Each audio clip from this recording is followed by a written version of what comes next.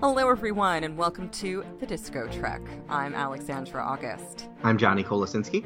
And welcome to our podcast about Star Trek Discovery.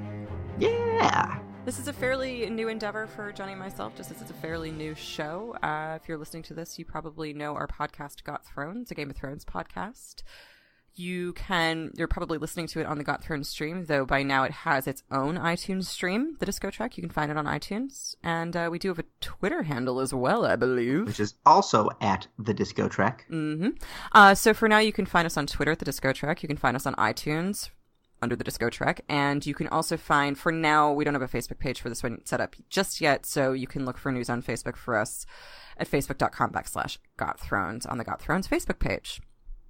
Yep. I think that's all we got. We have generally been trying to record Monday nights for release Tuesday mornings, but I think we've done that all of once. So we aim to be consistent through the rest of the season, though. So we promise from here on out you will be able to find this on Tuesday mornings, fresh episodes, talking about the episodes that air on CBS All Access Sunday night.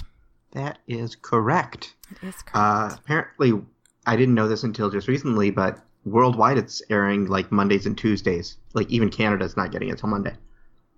Huh. Mm-hmm. Fascinating. To quote Spock. So this week we're going to be talking about episode 5, Choose Your Pain.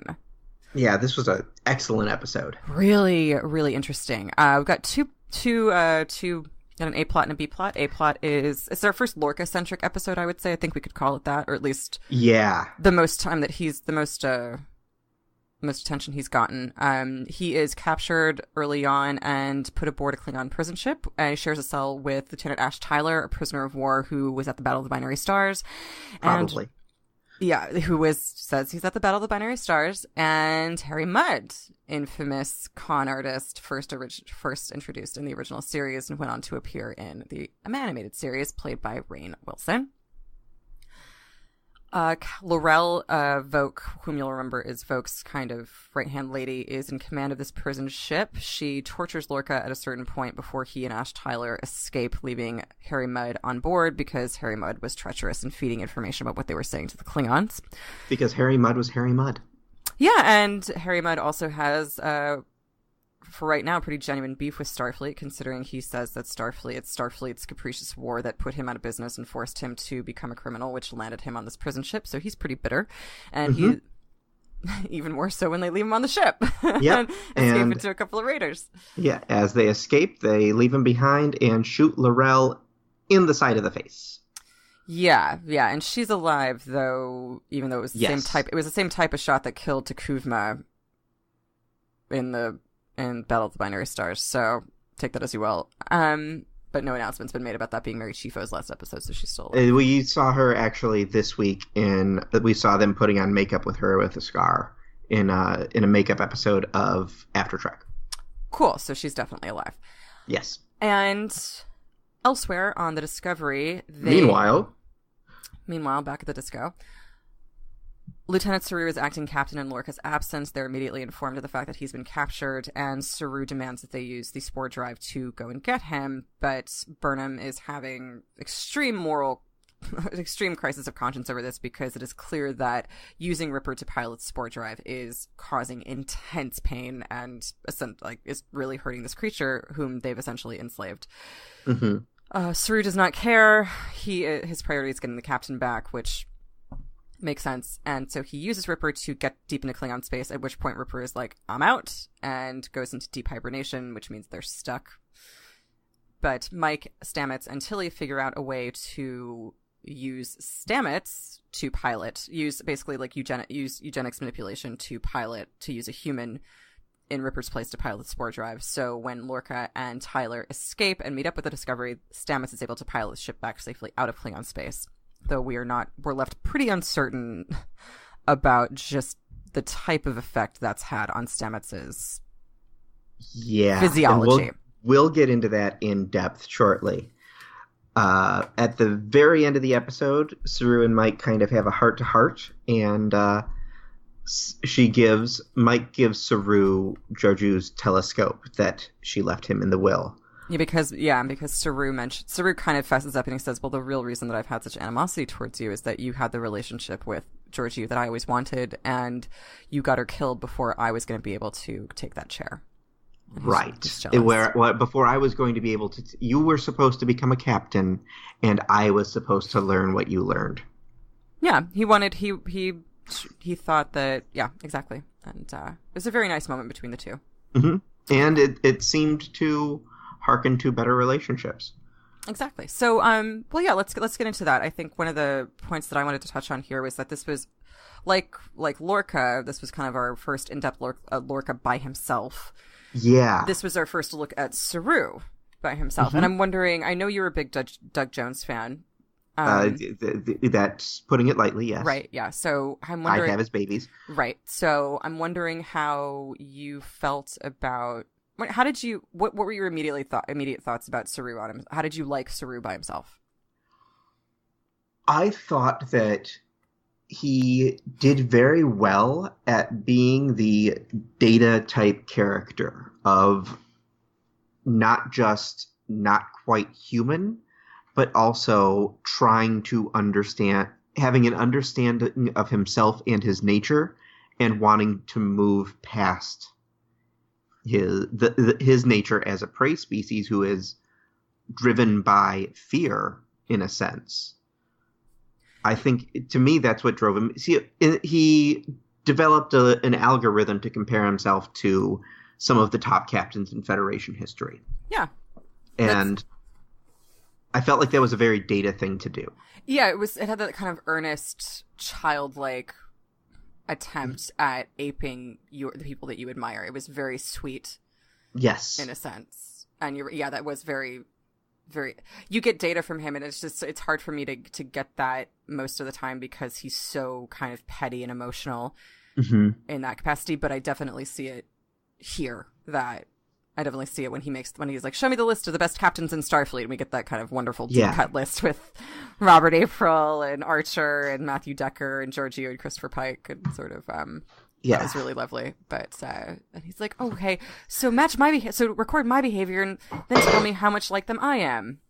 Right. Because that's how you become a good captain, is by ignoring your instincts and doing what other people did all the time. Absolutely. And be like, not just, but like a bunch of other people, mashing up their behavior and trying to become an amalgamation of like 5 different people who captain in very different ways. It is definitely something somebody with a childlike understanding of humanity. Right. I don't think it was childlike. I think it was more a recognizing the fact that they had something he did not. Well, no, I think, yeah, but the way he goes about utilizing that information and the way he goes about solving that problem is very childlike, and just kind of like, okay, so let me take all the good things and I'll make like a human suit out of it, which is to me a very sort of, trying on dad's clothes kind of thing. Yeah. Now, I have a question for you on that. So his very last scene after his time with Michael was him sitting down and saying, delete this algorithm. I know what I did. Does he think he did well, or does he think he did poorly? I don't know that it's a question of that. I don't know that I think what he achieved in this episode was just being at peace with his own choices and not comparing himself to anybody else. I think that he's... I'm 50-50 on that. Well, let me finish. I think that he achieved some I think the point here was that he achieved self-acceptance, that he's going to be like, okay, I'm not going to compare my actions to anybody else's because they were different people and I can't be that. So I'm just going to do,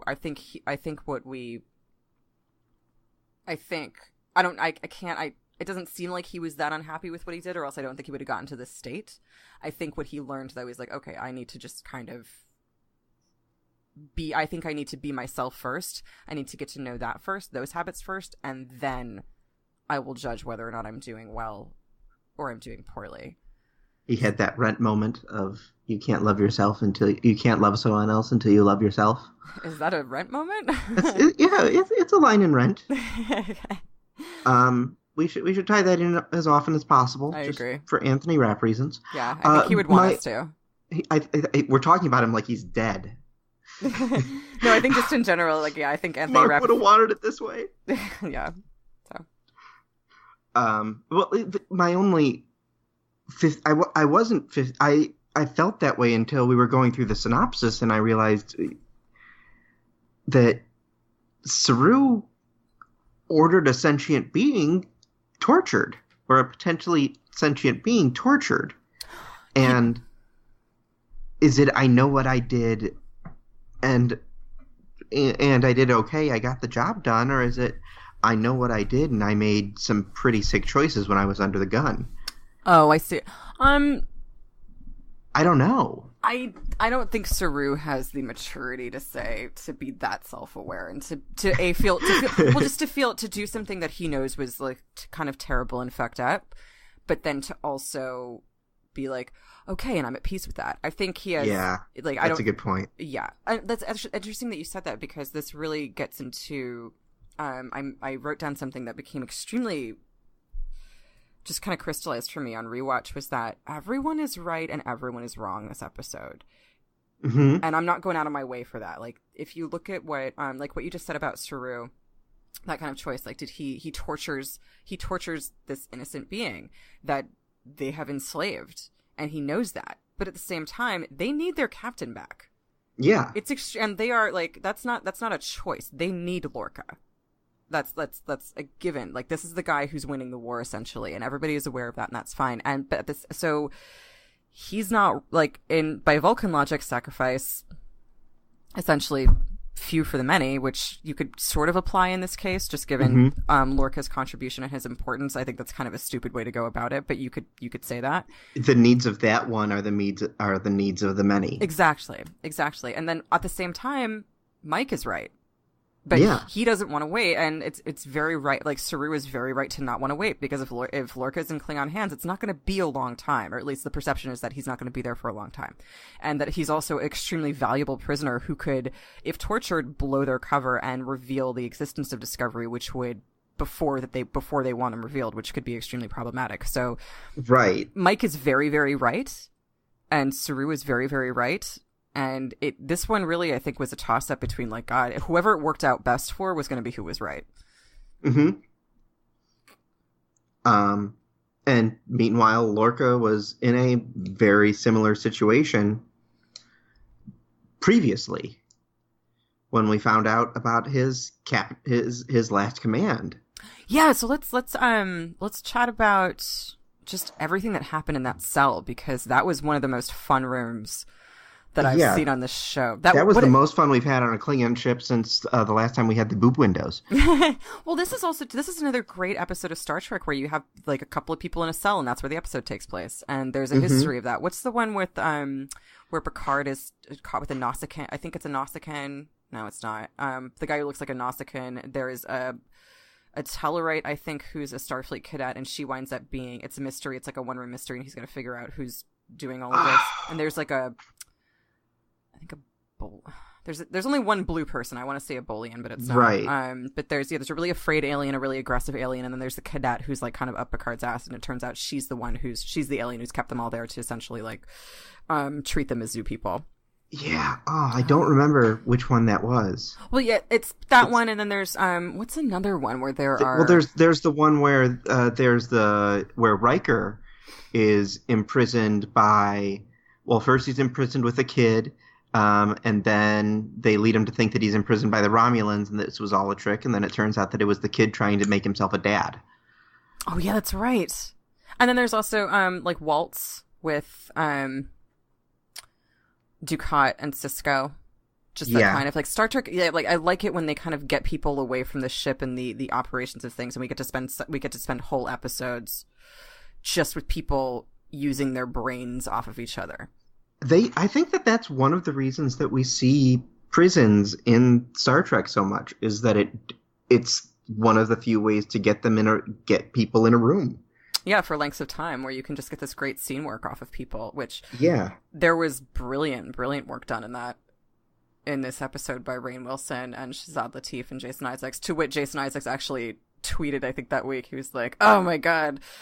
Just upstaged out he just made a mention of, like, how upstaged he felt by Rainn Wilson and Shazad Latif, and he was like, ensemble my ass, and it was a really lovely way of welcoming them both to the cast. But Jason Isaacs Twitter is possibly the best thing about Star Trek Discovery. You all need to be following it right now.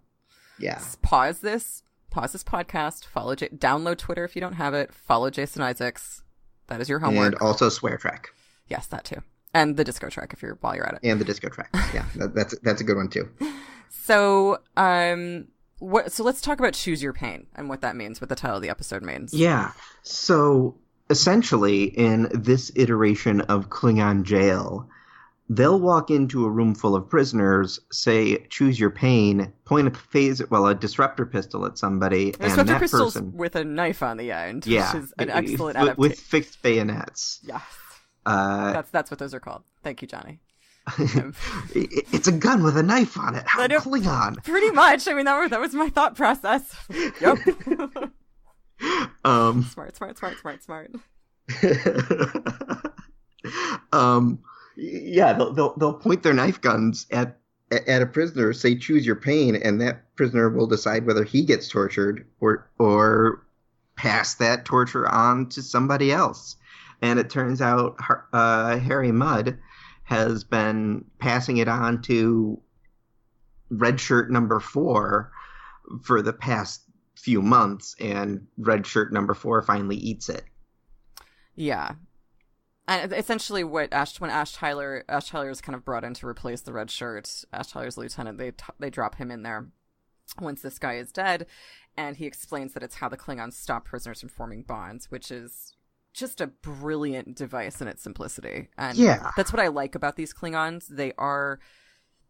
I feel like they are the original idea of a Klingon unpacked in a more realistic way.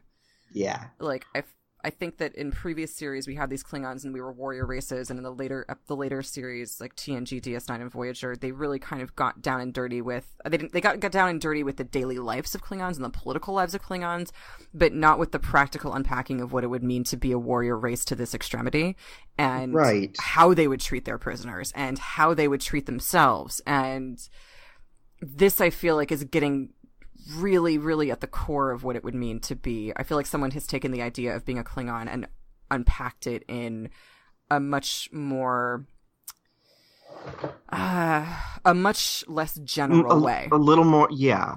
And making them a little more alien. Mm-hmm. And a little more fright, yeah. By the end of Deep Space Nine and Voyager, we had so many Klingon-centric episodes that that they're basically Vikings. Yeah, and that's kind of what I'm saying. It's like they thought up these guys, these warrior races, which I think that, I think Roddenberry probably had thought out a little bit more, but then once they became such a part of the scenery, it's like, okay, well, there's nothing else to explore, so let's just make them Vikings. Like, that's what they are. Klingons are Vikings because we have made these guys such a big part of our universe that we can't explore anything new about them because we're supposed to have this intimate knowledge of them because they've been around since the original series and they've started so many movies. Whereas this series has really kind of ripped that all away to an extent and given us a fresh, more organic look at them, if that makes sense. I think there's also the fact that we're seeing, I think some of the things that we're going to see from Klingons, especially Cole's sect that we saw a little bit of in the next episode, is that these are Klingons that aren't quite embracing being Klingon, like as in being Klingon in the Kahless tradition. They're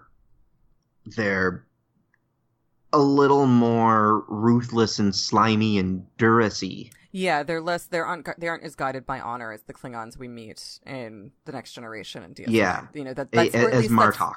Yeah, and at least, or like at the very least too, that's not their. It's not Kronos' guiding principle. Like the Klingon houses are not united, and so it's every man for himself, which is effectively, kind of a poison dart to any honor. And what we've essentially seen in the later series is that Klingons, while we still have characters like Duras and political characters like Gowron who vie for power and aren't as honorable, they've all agreed that their ideal is to hold to these that they're fixed ideals, that they're universal ideals that they aspire to are these like teachings of Kahless and this honor by, honor first, Right. everything else second, which is clearly not the case here, which is... Right, they're not keeping the slimy shit in a smoky back room. Exactly. They're bringing it right downstairs and showing it to we're company. getting to see how the gach is made. Oh my god, I'm a nerd. This is the podcast I was meant to do. Okay, so let's talk about Harry Mudd. Folks, if you're new to Discovery, if you're new to Star Trek and Discovery is your first Star Trek, or if you are more of a welcome, or if you're more of a casual Star Trek fan, I have to admit that I'm not someone who grew up on the original series, so my education on the original series compared to the other ones is minimal. Okie dokie. So if you're one of any of those people, then so what we're going to do kind of periodically throughout the episodes is that when we there are lots of episodes of other series that you may not have watched that would be helpful and understand and would be good addendums to your experience of Discovery. So when those come up, Johnny and I will point out to them and kind of footnote them for you guys. And one has for right now, this episode we have a couple. The first one is I Mudd. So, yeah, I Mudd isn't the episode where we meet Harry Mudd of the original series, but it's the one where he comes back to kind of get his revenge on Kirk. Yeah, so essentially the character that we're meeting this episode, Choose Your Pain, his name is Harcourt Fenton Mudd, and he is he's an earlier version or younger version of Harry Mudd, who's a pretty famous character in the original series. He's a con artist that comes around for 2 episodes and is just mischievous and kind of a bumbling villain, and yet at the same time does manage to come up the works for the Enterprise a couple of times, and has two episodes dedicated to him. First one is Mudd's Women. Second one is I Mudd, and in Mudd's Women, he's effectively a sex trafficker who convinces he's a wacky bumbling sex trafficker because it's the 60s. Yeah, and so he's got a bunch of women that he needs to get someplace, and he basically he cons the Enterprise into taking them to where they need to go, where the Enterprise finds out that they're selling these women into marriage, and then at some point one of the women falls in love with a minor and it works out. But obviously Mudd is a minor one who minds. Yeah. Not a child. And so Mudd is a con artist. He's sleazy, but he's also kind of jolly and fun, and for an entertainment capacity, not if you were a female. And in I Mudd, the Enterprise comes across a planet where Mudd is made himself king of all of the women. Yeah, well, on a planet where there's one guy and there's one basically an android computer, and that's kind of, I would say, watch if you want to get a sense of Harry Mudd, because he's a character played obviously by Rainn Wilson that we're going to see more of, and I would say watch that episode if you only have time to watch it, because it's great insight into Mudd's feelings about Star Trek, his relationships with Starfleet, and his nature as a criminal. And also, it's the first mention we get of his wife, Stella.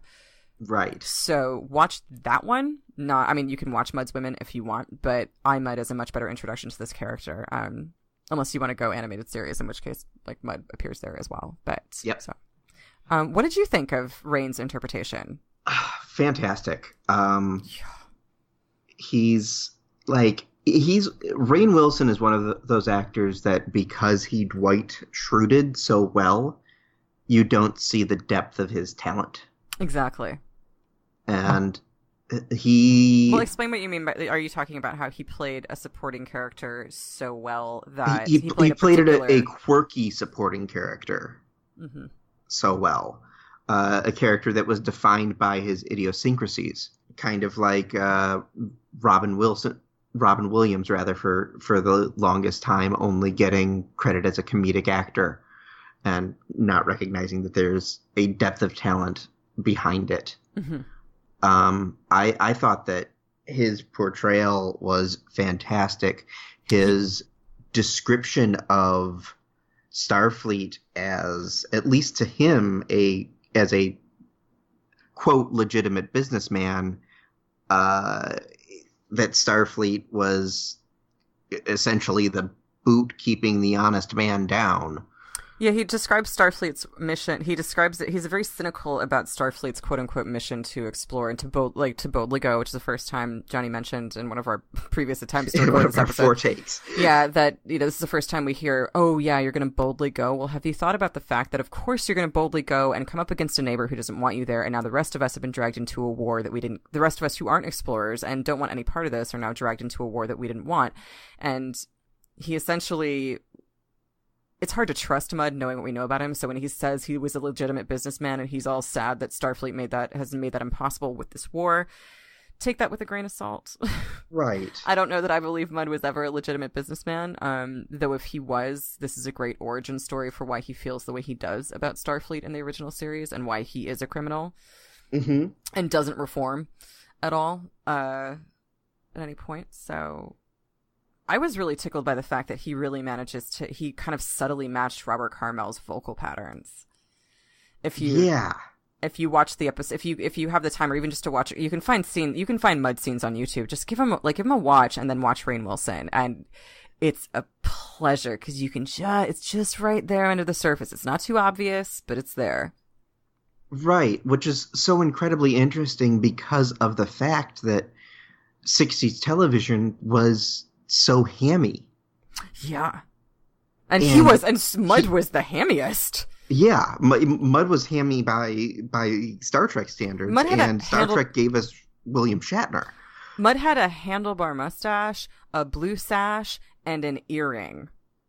In the 60s. Yeah, and he was Mudd was the flamboyant one on Star Trek. The first time you meet him, he affects an Irish accent. Like, this guy is a clown, and it's is that great. Is that what Laurel's homage is? I'm sorry? Laurel's Irish accent. No. Maybe she got it from Mudd. I don't think that. No, see, I put this on Twitter when I tweeted this. I was like, I think the Klingon lady is Scottish and Russian, which is not something I ever thought I would say. Because like Mary Chieffo is Irish. I know Mary Chieffo is Irish, but the accent that she comes across, like she's rolling her R's really hard, like it's Eastern European. Like she's affecting a Klingon accent. That's not an Irish accent that she's talking in. They talked about it on the After Trek and how each of the Klingon actors worked with a vocal coach to basically first learn Klingon and then decide how that Klingon would affect each of the Klingon actors that ends up speaking English, to decide how that Klingon would affect how their Klingon dialect would affect their English. Kind of a neat and callback. I would love to get my hands on their like IPA phonetic alphabet notes.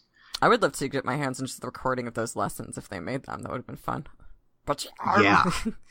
That kind of harkens back to a fun bit of Deanna Troi trivia that when Marina Sirtis was cast as Deanna Troi, Roddenberry called her into his office and said, okay, I want her to have an accent. And Marina Sirtis, who's apparently loved working with dialect, she's like, cool, where do you want her from? You know, Britain, East Britain, North Britain, Britain. And he said, I want her to come from Beta Z. So that's kind of why Deanna speaks with marshmallows in her mouth the first season or two, which kind of makes sense because if you think about Betazoids, they probably don't talk a lot because they're all telepathic. So right, I don't know, just fun bit of trivia if you didn't know that. And so a lot of his interviews, Wilson talked about Mudd as being kind of just a touch darker. He's not quite as jolly as Harry Mudd in the original series, but as we mentioned, Harry Mudd was a sex trafficker. So it's kind of interesting how, by today's standards, Harry Mudd is a pretty dark character. Harry Mudd in the original series is a pretty dark character. And I feel like Rainn Wilson is just playing the same guy, but from our perspective. But with a different camera angle. Yeah, exactly. Like he's playing the same guy in HD. Exactly. Like I don't. Like, he doesn't twirl his mustache or anything, but he's pretty close to it. And his mustache is pretty close to being that length too. Well, and we're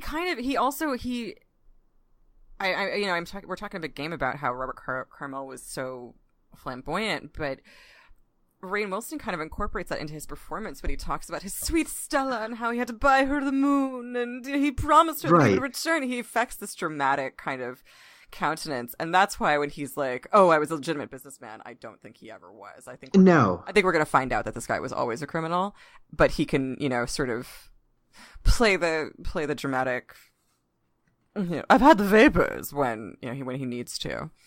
Right. I don't think that we're seeing a darker Mud. I think we're seeing the exact same Mud that we saw. Yeah, under a different lens. It just zoomed in a little bit more. Yeah. I think we're seeing him the way he probably should have been treated on the original Star Trek. Right. And I mentioned that I've mentioned this a couple of times. This was a great sort of low-key origin story for Mud. Like we already talked about that, didn't we? Yeah. Okay, sorry. And we're gonna see more of him. We are, yeah. He's back in 2 weeks, or he's back. Yeah, not the next. He's back in episode 7. He's back in episode 7, and it looks like he appears on the Discovery and is like, "What's up?" Which I'm so excited with for. a golden chalice. Yeah, and Mud is interesting because I think the one thing that's actually pretty different about this Mud is that this Mud is not carelessly stupid, and he has information about Lorca that Tyler doesn't, which, there's a reason that Tyler might not have that information. But anyway, so the information that we get about Lorca is pretty damning. I mean, from Star Trek standards, it makes me worried for Lorca's future on this show. Do you want to go into what exactly Lorca did? Yeah, well, Lorca's ship, sometime after the Battle of the Binary Stars, was captured by Klingons. And rather than having his crew be captured, he destroyed the ship and his crew. Yeah, but he made it off. Yeah, and that is... And that's how his eyes got damaged. And exactly. he's choosing his own pain by living with it. Interesting counterpoint, and this is something that I'm going to flat out say. Counterpoint to what? We haven't talked about it. Okay, to this Lorca story is. Oh, I see. Okay. Is Commodore Decker, who was one of the top captains in Saru's list. Yeah, the one that he's basing his algorithm off of. And I only, like I said, I don't know original series as well, but we were discussing it before the show, and so I pulled up his Memory Alpha entry. He was stranded on a planet when his ship became hopelessly damaged, and he thought he beamed his crew to safety, but he ended up the only survivor. Which makes me think, where did you beam them? Poor crew. Yep. Mushroom space. Oh, I'm just wondering about all the people in transporter accidents who might be like flowing around the spore network, riding on the backs of tardigrades. Maybe that's Star Trek heaven. They're luck dragons. Ripper and Falcor. Oh man, I'm a miss Ripper. We'll get to that. Yeah, it's this really kind of. I mentioned the fact that I get a little, and we'll talk about this when we get to our episode 6 discussion, because it makes me feel like it's even more. But there is the amount of episodes. I mean, and I've said this before, like in Voyager alone, when Janeway activated that self-destruct sequence, and she was going to go down with that ship, you almost got the sense that she wanted to at a certain point. Yeah, and to have a captain here who it's clearly A, common knowledge that he did this. Mm-hmm. And B, he's got his job back. Yeah. Like nobody's like, and like, I don't really think we can compare Burnham and Lorca's stories, but I assume we're going to get some kind of justification that he had an opportunity to escape and literally nobody else did. So yeah, save yourself. And that's definitely the kind of thing Lorca would do.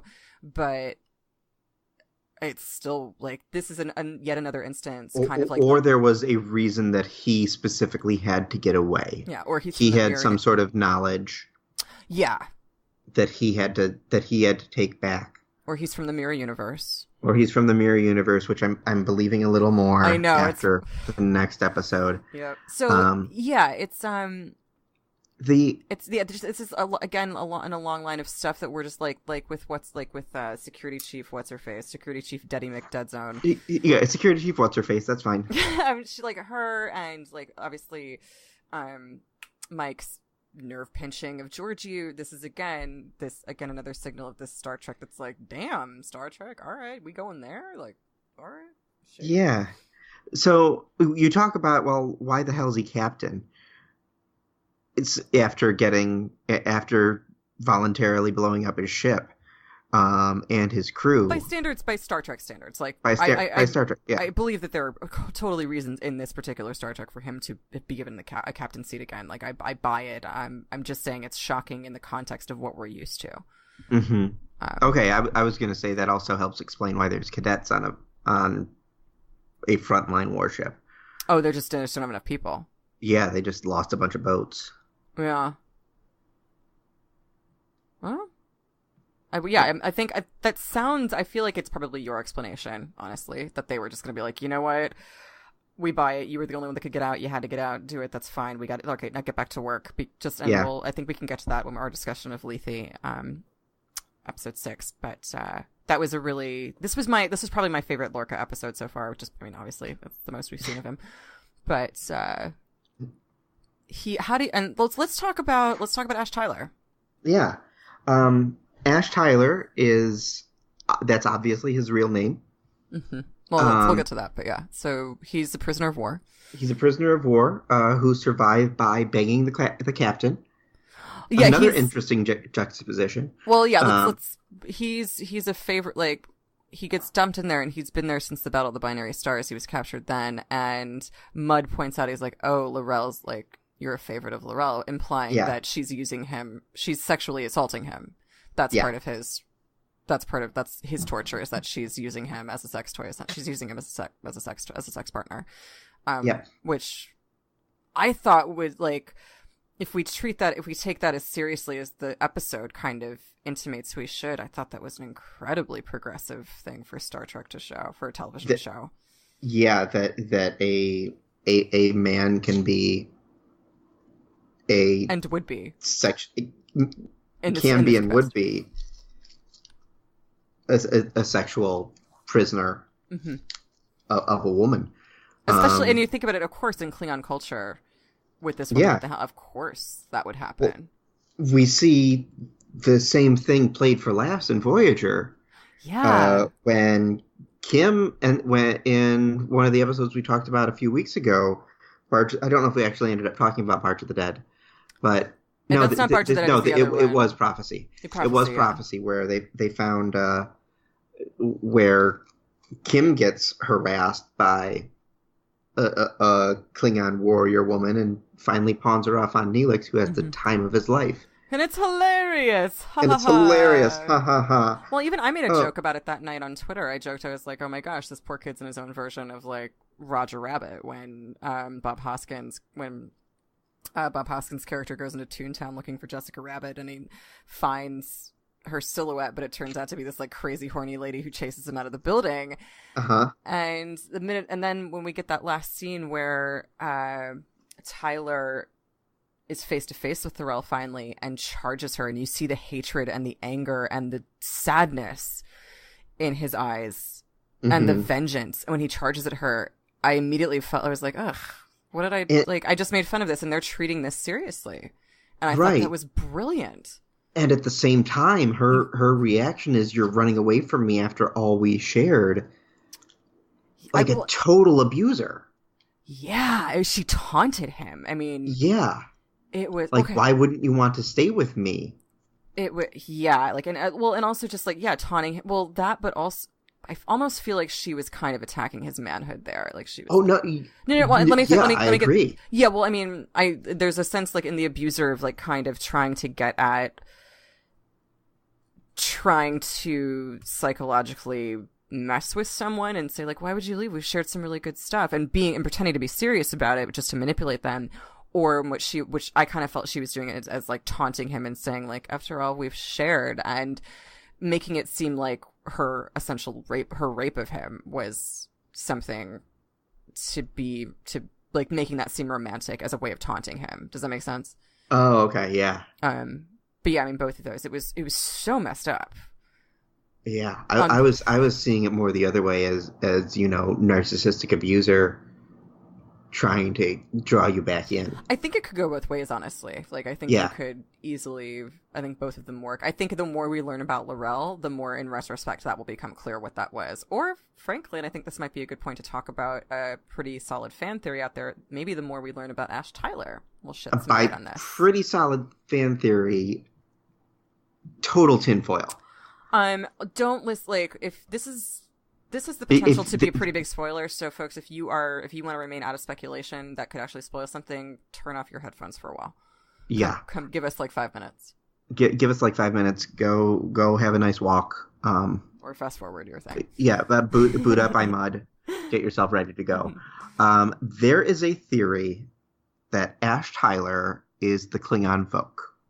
And the beginning of this basis is the previous episode when Voke is put off a ship and he's like, Laurel's like, I have a solution. And he's like, what's that? She goes, well, you got to get rid of everything. Let's go see the matriarchs. And we're like, what the fuck does that mean?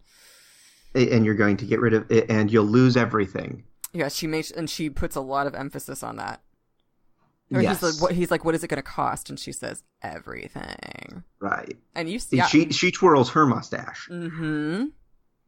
So fast forward to this week, and we have this Ash. So let's talk about Ash Tyler. Yeah. So Ash Tyler is played by Shazad Latif. Mm-hmm. He's one of the first people cast. One of the first. He was announced. He was one of the first people cast. He was announced along with Michelle Yeoh.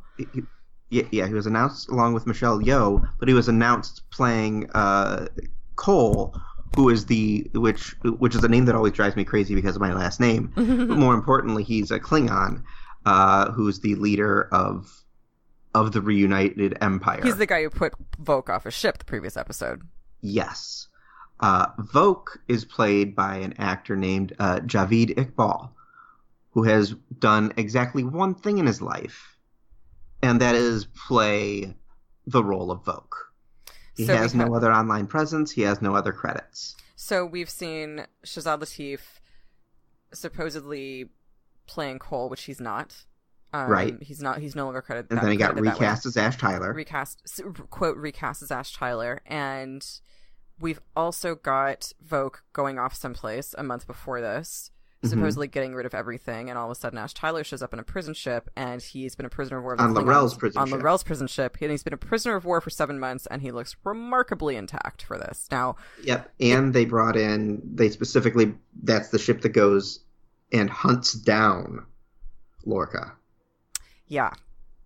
So essentially what this theory is saying is that Shazad Latif is playing Ash Tyler, but Ash Tyler is actually a surgically altered Voke, and the way that Laurel is going, the way that they're going to convince the 24 houses to follow the teachings of Takuvma and to abandon Cole, she specifically says, she's like, we have to go bigger with this. We have to take a broader view and play a longer con. So that would seem to fit with infiltrating Starfleet and manipulating the Discovery to do something that would somehow, that kind of models after Takuvma's own strategic work, to manipulate Starfleet into doing something that would induce the Klingons to unite and follow the teachings of Takuvma, if that makes sense. Kind of a macrocosm of what happened in the first two episodes, with Takuvma sneakily instigating Starfleet to doing something that provokes the Klingons to unite and to see Starfleet as an aggressor, which they've never been.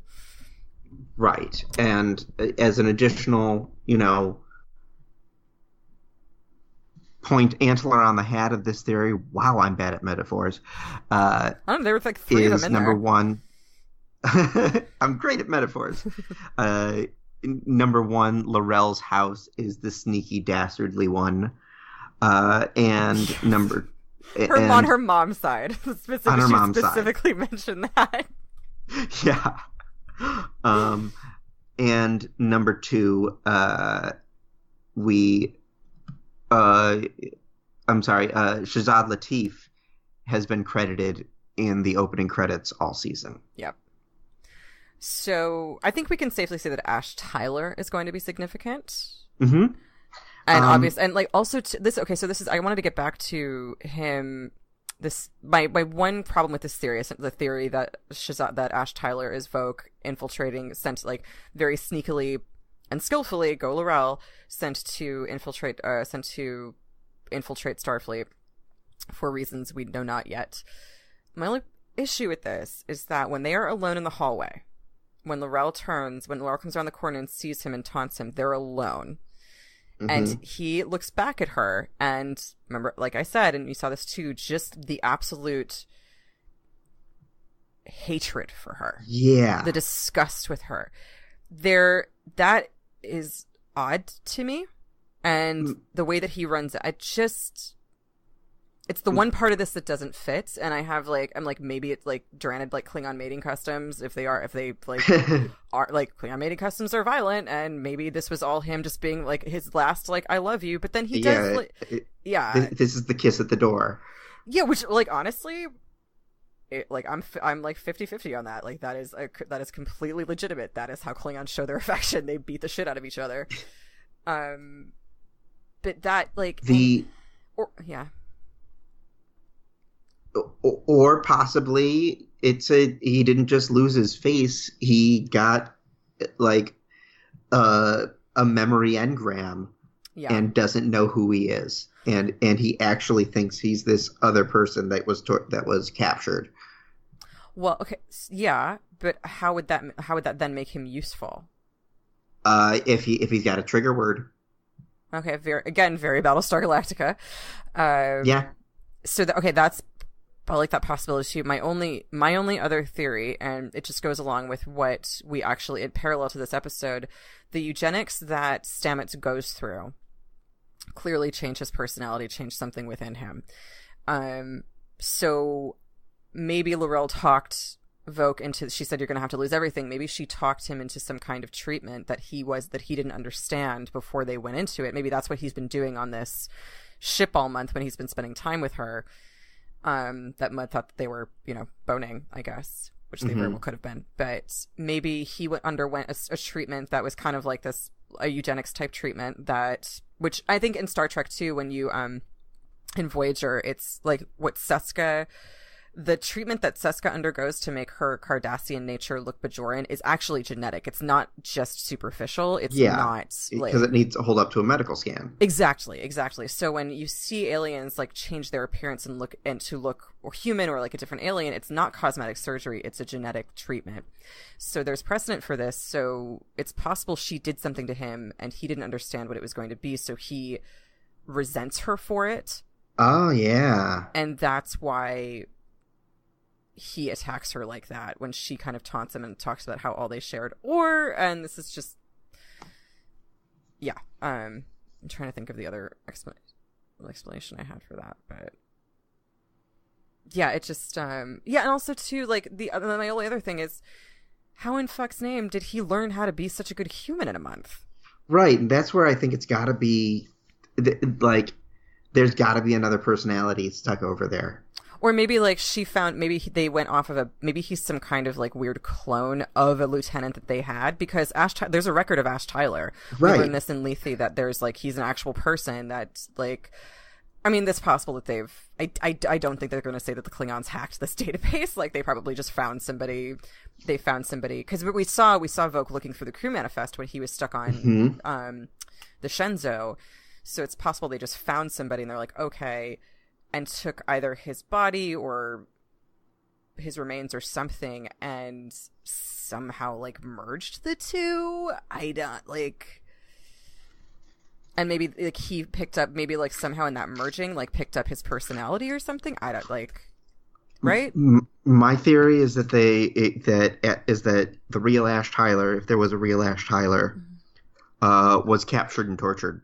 And they got enough to build the fake Ash Tyler off of. And this actually ties into the episode that you wanted to recommend for this week. Which is a Deep Space Nine episode called Hard Time. It's one of the O'Brien Must Suffer episodes. That's rough, too. It's a bad one. Until the very next week, when he is fine again. Yeah. Because O'Brien is nothing but resilient. But in Hard Time,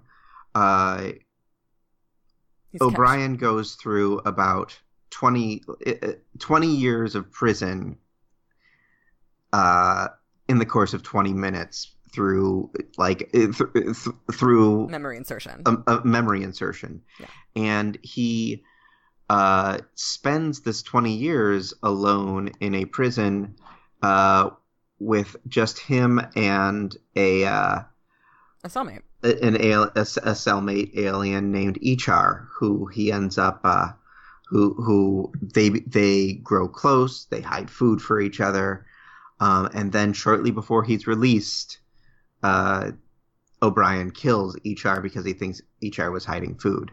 Yeah. I think that ties in really well with the prison moments of this episode, because the Klingons do the exact opposite and try to keep you from growing bonds, whereas this species made him grow a bond and then kill the man who didn't exist that he was bonded to. Yeah, it's a really like malevolent and effective type of punishment, essentially, because O'Brien like does something stupid wrong. It's very much like that episode of TNG where all the people are running around in like white swimsuits and justice, and then Wesley like trips into some plants and they're like, oh dude, you gotta die. We have one punishment and it's death, like, sorry. And like the people in white swimsuits take him away to die, and Picard's like, hold the fucking phone. Like, no. And it's so like O'Brien does something he commits a misdemeanor, and they're like, before the DS9 can actually get to him, they inject him with these memories, and he's got this incredibly traumatic 2 decades that it's like the inner light, like it's absolutely real to him, and they make it as awful as they possibly freaking can. Right. And the majority of the episode is O'Brien's PTSD, but the prison moments that we see bits and pieces of are, to me, a very interesting counterpoint to what we saw in the Klingon prison ship. Yeah, it's we agree with you. No, it's like, I mean, yeah. We went back and forth on this one for a week. I don't agree with you that much, but also too, I think it's interesting that you bring that up too, because I feel like at some point, if Tyler is in fact, I'm pretty convinced he is. Like, I don't think Ash Tyler is Ash Tyler at all. Like, I don't know that he's Voq, but I'm pretty convinced. But I don't know yet. But the fact if he's that Tyler, not, I think it's gonna be cool if he's not. But let me get through this real quick, like before, and then we'll do that. But he, it's so clear, like, they kill the Starfleet guy, they put him in with Harry Mudd, who's, like, obviously going to be antagonistic to somebody like Lorca, and then here's Ash Tyler, who's the answer to all of his problems, who's a nice guy, who makes friends with him, who shows him the rope, who ingratiates himself to him, and it's perfect. Like, L'Rell didn't even need to act, like, even when I, like, that torture scene was basically, I feel like, just to sort of keep up appearances, and the whole point is about inserting Tyler into Lorca's mindset in a way that he could not suspect, and in a way that would tie Ash to him in a very emotional and sentimental way, like creating this blind spot where Tyler could work. And we see more of that in Lethe as well.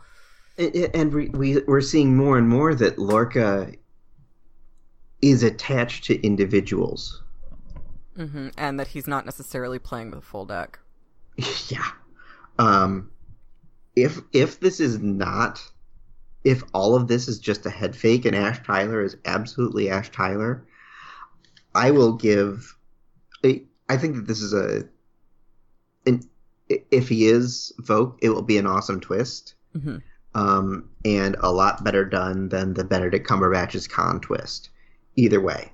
Yeah. And the people who are theorizing about this now are the people who are out there looking for it. Are the Reddit nerds. And but if it's not, and they made and they head faked this so well, I will give the producers a standing ovation.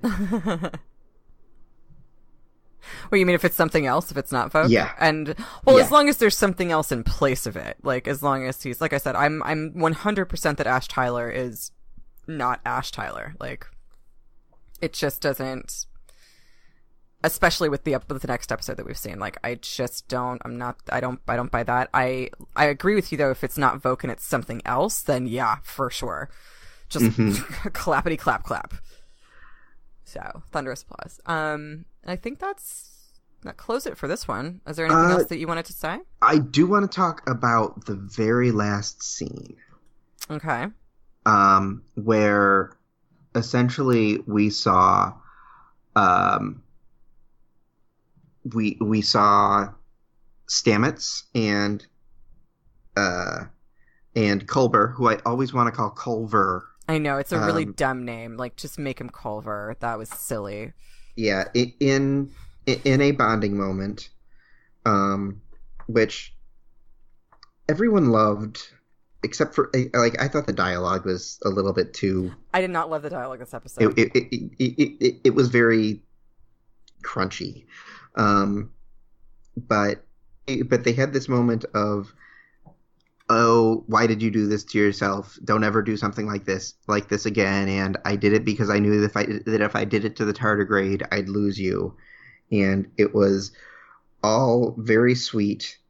And then it closed on Stamets looking in the mirror, Stamets walking away, and Stamets in the mirror giving a creepy smile. Like, as his reflection in the mirror after he's walked away. Yeah.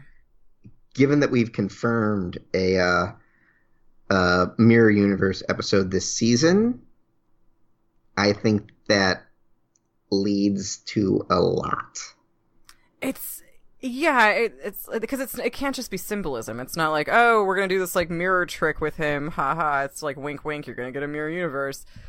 No, like that's not just symbolic. Like, something's going on. Like, can he occupy different points in space time because he's connected to this network? Mm-hmm. Like, I think that's a little on the nose for it to be like a mirror universe kind of thing, but I think just like as an overall signal, perhaps I think the fact, like, the use of mirrors in this, I mean, the amount of bathrooms on this particular Star Trek is just so luxurious. Like, we've seen toothbrushes. Dear God, it took us like how many, like 600, 900 episodes just to see like a toilet. Just to see oral hygiene. A toilet. We saw a toilet in like the 6th season of DS9. That's the first time, and it was small. Anyway, but yeah, we've seen, I know that's kind of it sort of feels random, but we've seen, Mike use a mirror last week. We saw a mirror like this. It's a lot of mirror stuff. That's lame. I don't know what I'm talking about. Well, yeah, I think I think that that there's going to be a lot going on with Stamets. For sure. I mean, just his menacingly weird, just the music that was playing and the playing over that close alone and the really aggressive cut to black. Like, I don't think you could argue at all that there's not something super messed up going on with Stamets at this point. And so, yeah, my money's on Mirror Universe, but who knows where that's going to go. And then I guess my last question on it. Oh, go ahead. I think my theory is that there's a team of Mirror Universe people that came over, and it includes Stamets, and it includes Landry, and it includes Lorca. It makes no sense for them to just send one person over, because I think obviously this was intentional. This isn't just one guy being like, I'm gonna go mess things up. Like, I think that they probably sent a couple of people. I think it's definitely a mission. That's as far as I'm gonna go with it, but. Oh, see, I thought it was it was an accident that happened because he went all tardigrade. Oh, you think that a Mirror Universe person came back? Yeah, or that they're linked. Oh, interesting. And maybe the Mirror Universe guy is watching. Yeah. That's kind of cool. Yeah. Ooh. I like that too. And then last thing that we didn't bring up is that this episode was really fucking cool. Yeah, I aside from the dialogue. No, I mean specifically really fucking cool. Oh yeah, we had our first fuck. Star Yep. Trek birth to fuck. Congratulations, welcome fuck. Yeah, well, welcome Happy fuck to the birthday. lexicon. Yeah, we have this is shit. Yep. Shit's been around for a minute. This is damn. Damn's been around for some time. We've gotten hell, and now we've gotten double dumbass on you. And wait, when was now, that? That was in Star Trek 4. That's right. So that was a good one. And a double dumbass on you. Oh dear. God fucking hate websites that play music. So yeah, we had our how'd you feel about the fuck? Honestly, I liked it because it came from Tilly, and Yeah. Tilly was embarrassed, and then Stamets said, "No, you're right. This is why we do what we do." This is really fucking cool. Yeah, it was.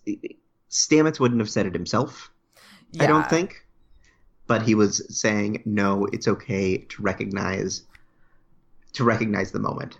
Yeah, and this is worthy of a fuck. Like, you swear when things need when things need underlining. You swear when they need punctuation or exclamation. And it's it's not always nice, but this was appropriate. And I also I spoke in another podcast, but I'm talking Star Trek on the Dorking Out show, and Chris Smith, the host of that, felt like this was just a little bit contrived, and it was like, here's our fuck that we have, and we're gonna parade it out. Just like, he's like, wouldn't we have we now have fucks to give, people. Yeah, and like, well, if we were gonna hear a fuck, wouldn't we have heard a fuck, say, during the Battle of Binary Stars? Or wouldn't Landry have let a fuck loose when she was getting attacked? Which was a good point, I think, but I think it's just as believable to say that, you know, those people just weren't, we just didn't hear them do that at that point. And then beyond that, like, I think it's believable to say that in Starfleet you don't swear over much, and the person who did swear, you're right, was the cadet who has trouble controlling herself. So yep, that makes sense to me. And Stamets did it to say it's okay. Yeah, for sure. Oh yeah, for sure. That is fucking cool. So yeah, I thought the fact they said fucking cool was fucking cool. Me too. I'm down for that.